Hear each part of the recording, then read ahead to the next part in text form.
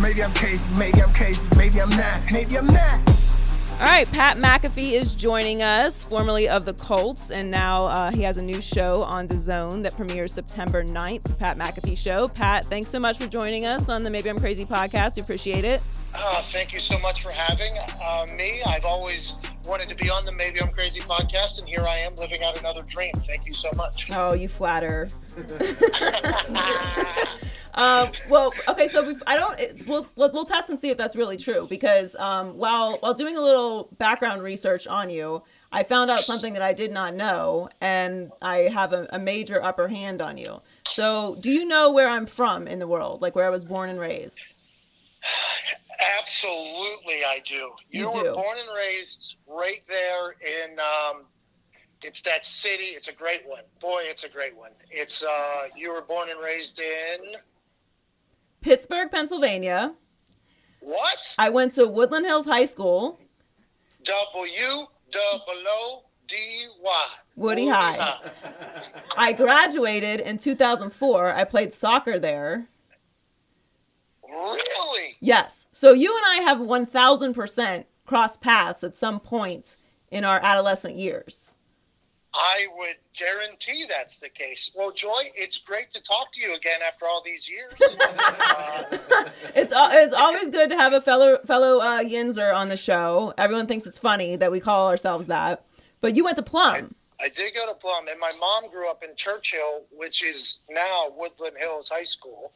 And my dad's from Forest Hills. So, I mean, it's all around where you went to high school, and I should have known that. I didn't know a legend came out of Woody High and went directly into the media business. But I'm from Plum, and I think the world enjoys the Yinzers. They just don't know enough about them yet. And I'm trying to get a little Yinzer accent nationwide as soon as possible, and we can just keep hammering that down. I'll be excited about it. Yeah, now that I'm listening to it and I know it, I can hear it more now. I don't really have a Yinzer accent per se. My mother actually lives in Churchill. Today she lives in Churchill, and my nieces just moved out of Forest Hills. So yeah, we're from the same place in the world, so we got to represent. But I will say our football team was way better than yours. Okay. There was so much positive momentum running into that conversation there, and then just at the end, you had to just take a hard left turn right into negative town. And I understand that the Steelers and Stairway to Seven, in all the old days, whenever Tommy Maddox was slinging the rock and slashing quarter, all Jerome Bettis, the wheels on the bus go round and round. I understand that the Steelers have incredible legacy, but the Colts are about to be good at football again, I think, with entering this new Jacoby era. So I got faith in the Colts, but I can very much understand being a diehard Steelers fan. I got a lot of them around me on a daily basis. Oh, no, I love the Steelers. I was talking about Woodland Hills being better than Plum. Oh, yeah, Plum, we don't play football. I mean, the team shows up, but it's just not our thing. I mean, Woodland Hills, I think, won by 50 the last time we played, and, I'm not happy about it. I'm not proud of it, but that's just the way things go. Okay, well, we'll keep it real about that. Okay, so let's talk about your Colts there. So you know Andrew Luck pretty well. What was your reaction when you found out he retired, or did you know that this was happening? I was incredibly surprised, I think, just like everybody else. And I have friends that are still in the Colts organization that I sent a text to. I was like, did you guys know this was coming? And I got people from inside the building who would normally know possibly what's going on, telling me that they were floored by the information. I don't think anybody could have expected this. Everybody expected Andrew Luck to play for another 10 years and be great, especially after what happened last year. But the mental side of things, and wherever you can potentially save yourself from going back into a place you don't want to go if an injury's popping up, which I think is what happened in that heartbreaking press conference. I mean, it came out of nowhere, and at the end of the day, I'm happy for him. So I think it was definitely surprising to every human on earth. What did you make of, since nobody in the organization knew what was happening? They had planned a press conference for that Sunday. So who would have leaked it then? How did that happen?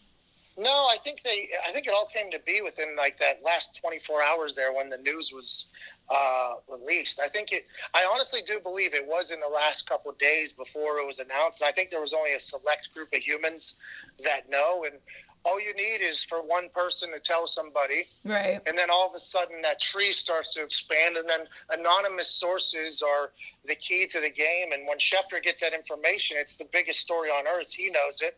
He can't sit on that, I assume, because he thinks somebody else is going to find out. And I just think the timing of it all was insanity. But from what I'm being told, nobody outside of maybe a select few people had a clue. So it really came out of left field for everybody, I think. I don't think he's coming back. But obviously, as soon as he retires, the conversation turns to, well, maybe in a couple years he'll come back. But do you think he's going to come back? I do not think so, because everybody assumes that he needs to get his competitive juices flowing somewhere and all that stuff.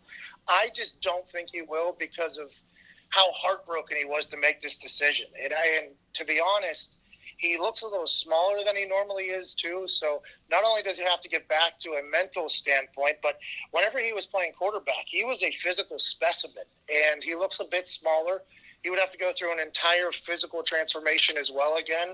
And I feel like that's a lot. And I think Jacoby Brissett said yesterday in his press conference that whenever he talked to Luck about it all, he had a smile on his face, and it seemed like he had a moment of clarity.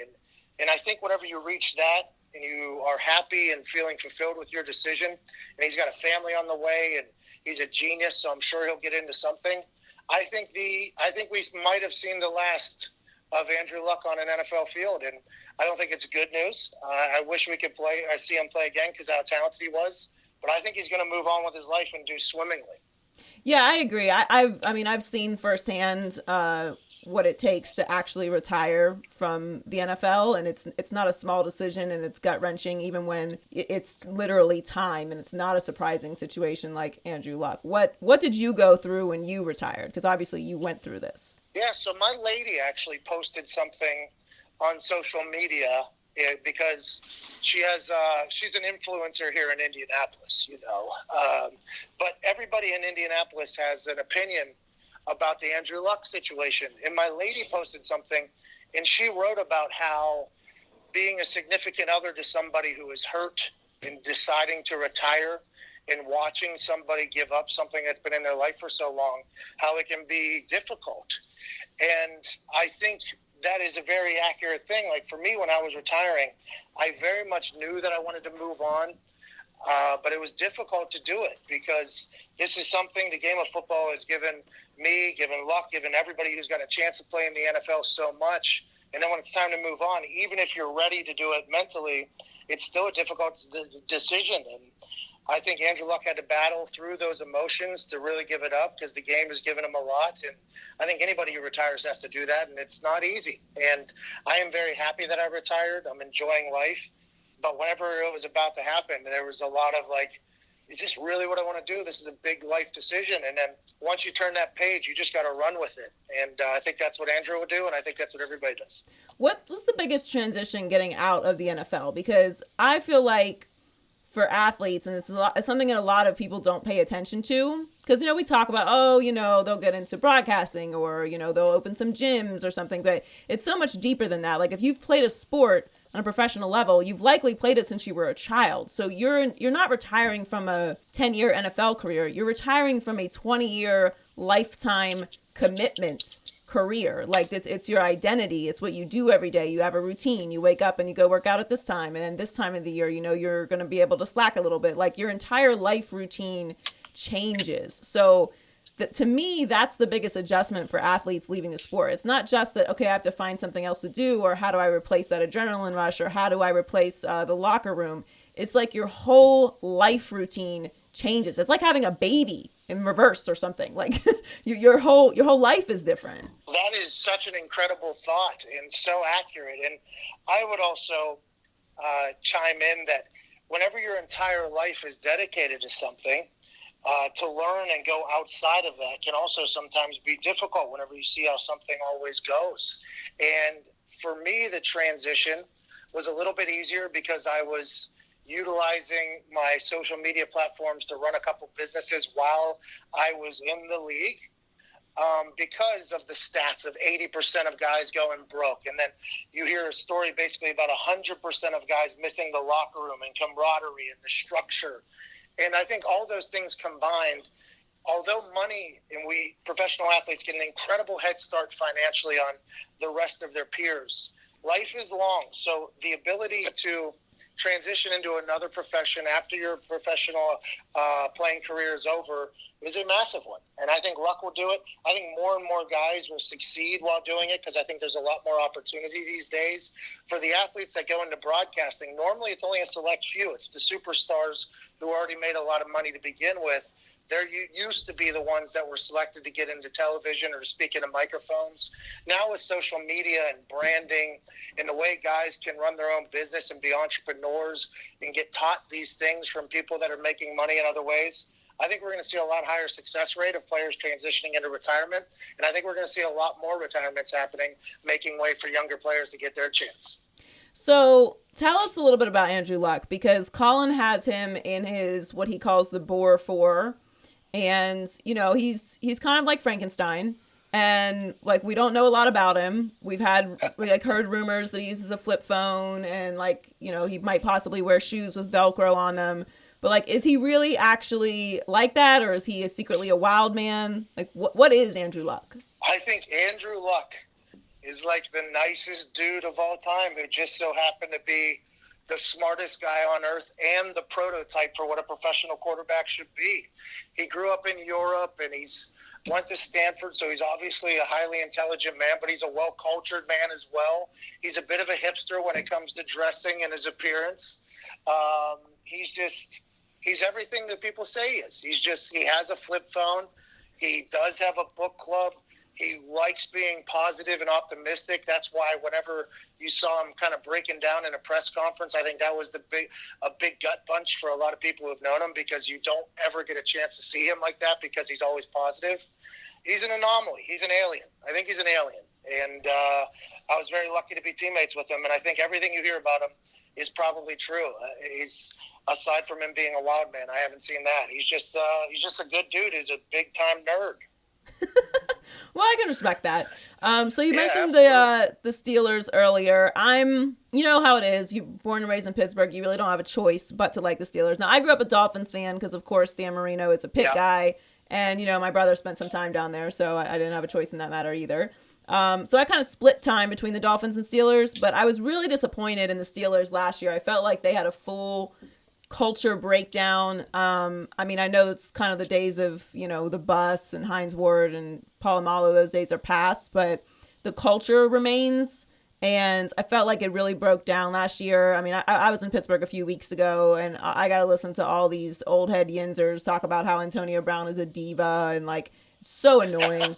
And to me, I felt like a lot of that falls on Big Ben and Mike Tomlin. But that said, I think they're being underestimated a lot this year. So what is your take on the Steelers as far as how it broke down last year and what you think they're going to be this year? Well, I think last year was just the tip of the iceberg. I think drama had been building in that building in particular for a couple of years, and it wasn't normal for the Steelers, this storied franchise, to be this dramatic team, which is what was starting to happen. I think there's a quote that says, when you win, there's enough to go around. And I think they had so much success.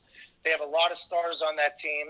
And whenever AB and Le'Veon Bell kind of got upset with their positioning in the team or how they were being perceived to be treated by others, whenever you have big personalities that have a lot of ability, I mean, that can cause some situations in a locker room.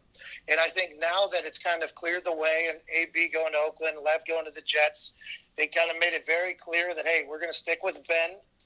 He's our guy because he's won us a lot of games, even though he might call out a guy on local radio, even though he might cause some situations that you wouldn't see other top-tier quarterbacks cause off the field. I think they've really put a team around Ben that likes each other. I think the camaraderie from back in the day of the Steelers, where you think of a unit as a whole, is completely back. That seems to be a team that really likes each other. They're young. They got a lot of talent. Juju is incredible. I think he's a really good player. Andy handles his brand well. And I like the way James Conner runs the football. I think he's going to be good as well. I like the Steelers a lot. I'm a big fan, and anytime you have a coach pass away or something big like that, that only brings the team together even more. So I don't know what people are expecting from the Steelers. I think I saw Colin is predicting them to win the AFC North, and I think that's probably a pretty accurate take. I think their team's going to be good. Well, the other team that's in the AFC North that people are high on, which you and I know are the enemy, but they've evolved over the past year or two in the Browns, and people are super high on them. I happen to love Baker Mayfield. I thought he should have started from week one. Thought he walked into a bad situation with Hugh Jackson, and he's made a lot of that situation. Obviously, they've upgraded tremendously on both sides of the ball this year.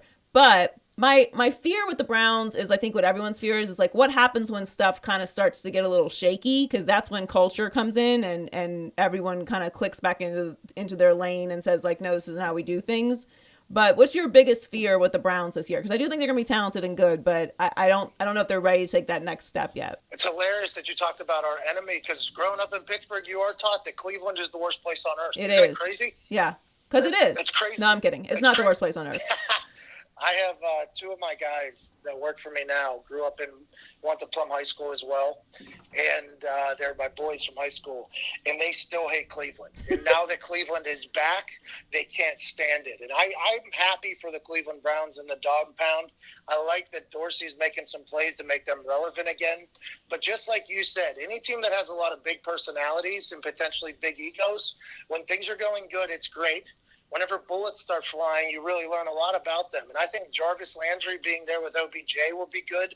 And I think Baker Mayfield has a real chip on his shoulder to keep him focused on doing good things. I think they potentially have the right pieces to the puzzle to kind of make it through tough times, even though they have a lot of personalities. But I think that's all what we're all eager to see how that goes, especially in that locker room. But I like them a lot. I think Baker's a stud too.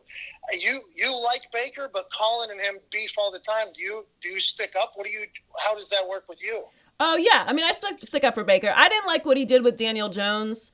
I thought that was it was just silly. Like, you're in a room with a reporter. Like, this isn't your first interview. You know everything is on the record, so you got to be more careful about what you say and how it's going to be received. And once you have a reputation like Baker does of being brash and being the guy, like we only took that the way that we could take it, which is he meant it. But other than that, like, I don't have a problem with anything Baker does. I'm a young person. I like young people. I want them to be successful. I like personalities. I'm in the content business, and he's content. So to me, I like what the Browns are doing in that way, and I like that Baker is an individual. You know what I mean? I don't like cookie cutter guys, if that makes sense. Yeah, I'm right on board with you. Now, granted, I think he got screwed over with the way they pieced it together, but he should know that that's the world we live in. But with the Daniel Jones stuff, but I like him a lot. I watched him on Stone Cold Steve Austin's show last night, and he seems to be just as legit in real life as he is whenever he does interviews and on the field.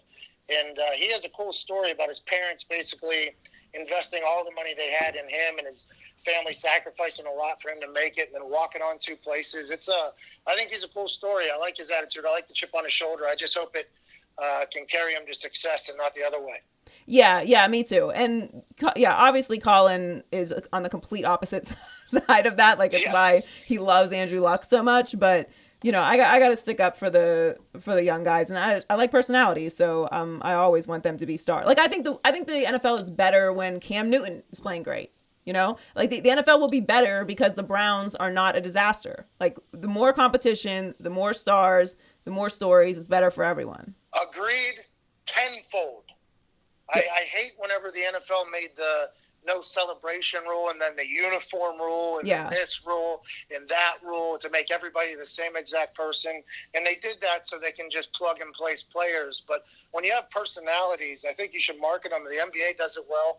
And I think the NFL getting big personalities is a good thing for everybody as well. Yeah, I started beating that drum like about 3 or 4 years ago with the encouragement of personalities. And you know what it really clicked for me was, I think it was 2 years ago, maybe it was 3 years ago, when everyone was hurt. Like literally half of the starting quarterbacks in the NFL were hurt. Everyone was out. And it was just like every star gone. And it was so hard to watch. And it messed up the competition. And it was like, duh, elevate your stars. If you elevate everyone, then when you do have a star quarterback go down, it's not the end of the season, you know, as far as what is interesting and what can happen and what stories are there and what fans are tuning in for. And the reality is, like, everyone wants to point to the NBA, which of course the NBA does an incredible job with their stars and social media and, you know, elevating every player and coach and city and everything. But it's really just the new wave, period. The social media and the internet has changed everything. Everybody has their own brand now. So to me, it's like, get on board, evolve or die. You know what I mean? And I think the NFL is starting to take steps towards understanding, like, we need to just put our arms around this. Yep, beautifully stated. And I even enjoyed your duh that you dropped in the middle of that. I don't think I've heard that in a long time. So I respect that a lot. I like to throw it back. So Carli Lloyd, she was at Eagles camp and kicked a couple field goals. I think she took a couple more steps than you usually take in a game. But she said her and her agent have said that her trainer have said she's gotten some offers to come into camp from NFL teams. Now, she's 37, and obviously she's played soccer her entire life. Objectively, from a kicker's perspective, and now you had a pretty unconventional entrance into kicking yourself, but do you think that's something that could be possible? I very much appreciate if a team did invite Carli Lloyd, and what she thinks are, there's no reason for me to ever expect an American legend, American champion Carli Lloyd to lie. I think it would be awesome to see her kick in a preseason game. With that being said, I love the pop of the ball that she kicked whenever she took like a 6-yard run up, which is longer than some guys' kickoff steps. Right. I love the pop of the ball that came off her foot. I think there's been a lot of female kickers in history that have tried to make it, and there's a potential chance for them to make it. I don't think anybody has had the pop off the foot that Carli Lloyd had. Surrounding her out there, too, with Justin Tucker and Jake Elliott and the Baltimore Ravens kicking consultant that was there, some of the best kicking people that you could be around, by the way, to learn how to kick. I think it was an incredible strike. I'm not sure if this is a year that she could get into it. I'm not sure if she can learn to elevate and get the pop with a shorter step, because it can be a little bit uncomfortable when you're learning those short steps, especially when you're a soccer player and you're used to running and having an open field. So adjusting to the shorter steps to generate the power and get the lift that you would need might be a bit difficult in this quick of a turnaround. But I'll tell you what, I enjoyed watching that ball fly 55 yards. But I'm not sure that people are appreciating the amount of explosion that it takes to get a ball to travel as high, as fast as it does, and as far as it does, with only taking a couple steps. There's only 32 jobs in the world for a reason, and I do think she has promise. I'm just not sure this year it would be possible for her to learn those techniques as quickly. Yeah, I would agree. She's going to do it. Obviously, there's a tremendous amount of pressure and expectations and lots of other stuff, you know, that is implicated with her success there. So I don't think she would do it, you know. She wouldn't half-ass it. Kickers get no respect, huh? None at all. And you know why, though? Because it is the easiest position whenever it comes to other football players. You know, like, I very much understand that I am a much lesser athlete than everybody else that I was teammates with and shared the field with, right? I understand that my position is nowhere near that, but it's the people who have never played football or maybe played high school football, and then they judge professional punters and professional kickers. And now, granted, not all punters and kickers are athletes. I think we've seen our fair share of incredibly disappointing tackle attempts and athletic moves for the brand of kickers and punters. Right. But there's some of us that I think if we were to play at those people's high schools that they played, we probably would have played every position if we wanted to. I think it's a much more athletic position than people give it credit to, but it's all about explosion. And we are absolutely nothing compared to other football players. And our job is a lot easier and it's a lot less work. But I do believe the actual craft of kicking a ball is much more difficult than people give it credit. That's fair. That was a very self-aware answer. Hey, thank you. I appreciate that. I try to strive on my self-awareness. I think growing up in Pittsburgh, you learn that. Yeah, for sure. Thank you so much for coming on with us. We really appreciate it. Make sure you check out Pat's new show on DAZN. It premieres September 9th. Next time you're in LA, let us know. We'd love to have you in studio. Maybe we'll ship out some Permani Bros and have some Iron Cities or something. Hey, listen, you and I both know we will never put Iron City in our mouths again, but I would love to have a Permani sandwich or 3 with you. That'd be incredible. Thank you so much for the invite. No one in this room understands how real what you just said is. Yeah, it's the worst alcohol I drink in history, Modelo. but- I drink Modelo Especial, and like one of them at that. Thank you so much, Pat. Hey, thank you, Joy. Have a good one over there. You too.